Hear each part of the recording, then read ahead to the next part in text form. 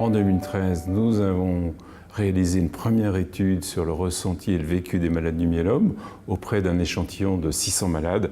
Et cette étude a mis en avant l'importance d'un accompagnement pour les malades du myélome.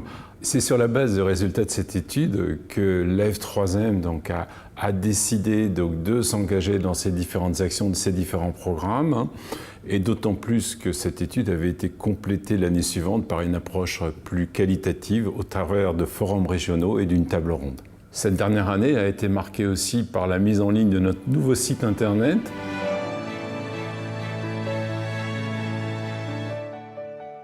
Sur le site, on peut trouver différents niveaux d'informations, effectivement des informations sur la maladie, des informations plus techniques sur les essais cliniques et sur les avancées des recherches, et il y a une partie actualité de l'association et on a une partie régionale sur les activités des bénévoles en région. Sur notre site, on peut trouver une carte cliquable de tous les contacts, donc les personnes qui peuvent vous écouter et vous donner des informations. On a à la fois des responsables régionaux, mais des personnes aussi qui sont formées à l'écoute pour vous accompagner. Et souvent, ce sont des malades, mais pas seulement. Les patients peuvent trouver sur le site des formulaires de mise en contact qui leur permettent de laisser un message pour nous demander une information, une précision sur le vécu de la maladie. Et à partir de là, nous nous engageons donc à répondre par retour de messagerie. On a créé une lettre d'information sur les nouveautés qu'il peut y avoir sur le site.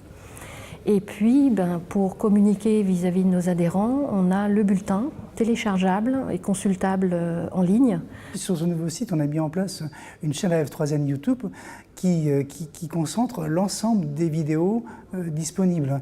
On y voit donc des vidéos, des témoignages de patients, des témoignages de médecins, et puis également d'autres informations relatives, je dirais, à la maladie.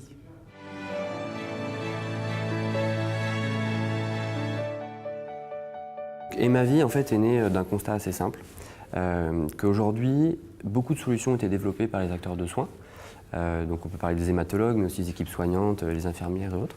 Dans les services typiquement, via des carnets de suivi, via une infirmière qui peut appeler le patient au domicile pour savoir comment ça se passe. Donc il y a des choses qui sont mises en place, mais parfois ça reste très confidentiel. Et donc l'objectif d'Emavi, c'est d'abord de pouvoir communiquer et valoriser ces initiatives qui sont déjà mises en place, et aussi de pouvoir les répliquer plus largement quand ce n'est pas encore mis en place. En 2016, on est dans cette phase de définition du cahier des charges, c'est-à-dire qu'on va définir quel ensemble de services on va pouvoir proposer aux malades. Ensuite, la deuxième étape, ce sera une période de test, donc sur 2017, où on va lancer des expérimentations dans différents centres ou différentes zones géographiques françaises pour valider que notre ensemble de services est le bon et affiner les choses finalement. Et la troisième étape, ce sera donc 2018, où là, on va généraliser cet ensemble de services retravaillés à l'ensemble des patients qui souhaitent y accéder en fait. Donc l'idée, c'est vraiment qu'Emavi va être une boîte à outils, un ensemble de services qui seront accessibles via une plateforme informatique que le patient ou le soignant pourra utiliser pour justement sélectionner la palette de services auxquels il souhaite accéder. Voilà, ce sera aussi simple que ça.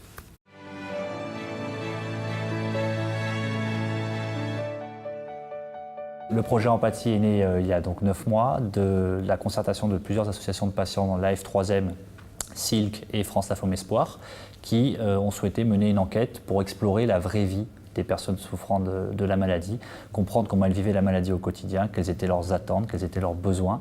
Et pour mener à bien ce projet, les associations ont monté un partenariat avec certains laboratoires pharmaceutiques et ont fait appel à l'Institut Ipsos pour réaliser une grande enquête en vraie vie sur la base d'entretiens individuels réalisés avec des patients souffrant de chacune des 3 pathologies, donc le myélome, le lymphome et la leucémie lymphoïde chronique.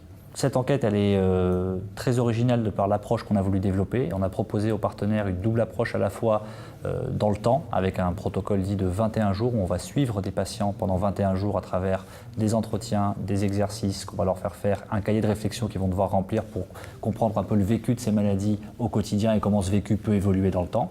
Et puis il y a une phase plus rationnelle à la base d'entretiens individuels. On va rencontrer des gens à leur domicile et discuter avec eux tout simplement de l'impact de la maladie sur leur quotidien, quelles initiatives pourraient les aider, qu'est-ce qu'on pourrait mettre en place pour mieux les accompagner, pour que le quotidien soit plus facile avec ces maladies. Il y a un vrai engouement, une vraie mobilisation de la communauté scientifique et des hématologues qui trouvent l'approche originale et qui sont intéressés par ce projet, et les patients répondent favorablement aux sollicitations de leur hématologue. Dans cette enquête, 55 patients seront interrogés sur toute la France, ainsi que 14 professionnels de santé. Ça part maintenant et ça va nous emmener jusqu'à peu près la mi-novembre pour le terrain d'enquête.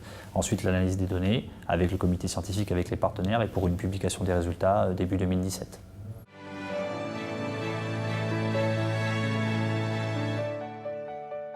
Cancer ADOM, c'est une volonté de Cancer Contribution et de la F3M de prendre en compte les besoins, les attentes des malades qui sont soignés à domicile pour améliorer la prise en charge, améliorer le parcours de soins, sachant qu'aujourd'hui, un tiers des malades en cancérologie sont soignés à domicile, soit 150 000 nouveaux cas par an, 1 million de patients sont soignés à domicile aujourd'hui pour un cancer.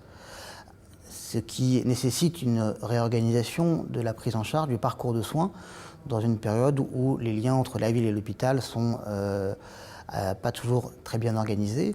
Du coup, nous avons voulu très concrètement aller voir les malades, aller voir les professionnels de l'hôpital de la ville pour voir quels étaient leurs besoins, quelles étaient leurs idées aussi sur la façon dont les choses pouvaient être améliorées.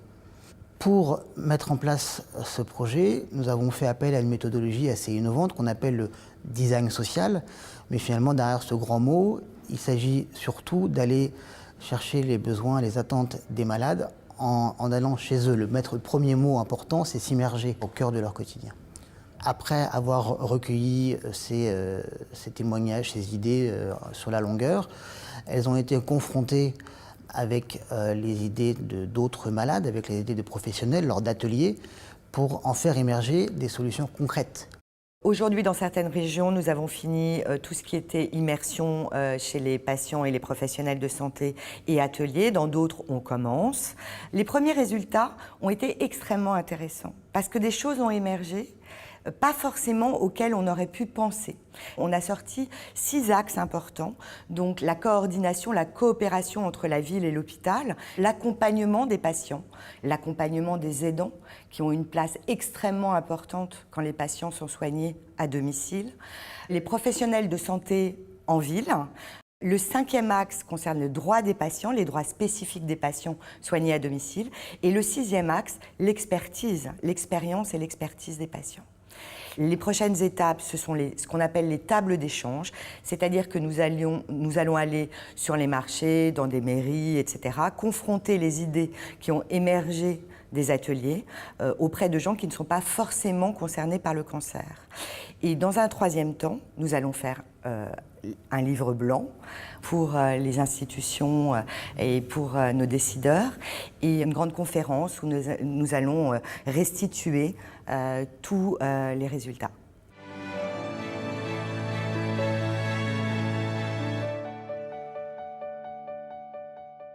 Un autre engagement de la F3M dans l'accompagnement des patients est sa participation à l'expérimentation de la Ligue contre le cancer, qui vise à évaluer un programme de formation de patients ressources. Cette expérimentation est la mesure 7.15 du plan cancer, qui consiste à évaluer la possibilité d'avoir des patients ressources dans 2 directions différentes. Le patient ressource témoin vis-à-vis des professionnels de santé et le patient ressource parcours tout au long du parcours de soins des patients. Pour l'instant, c'est des projets que nous avons. Ce n'est que cette expérimentation qui va nous permettre de savoir si cette idée est bonne, si cette idée est possiblement réalisable et quelles conséquences pour le patient ressource et pour l'établissement.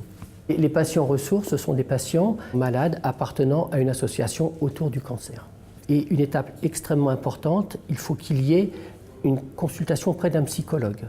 Parce que l'évaluation du patient ressource ne doit pas être toxique pour le malade.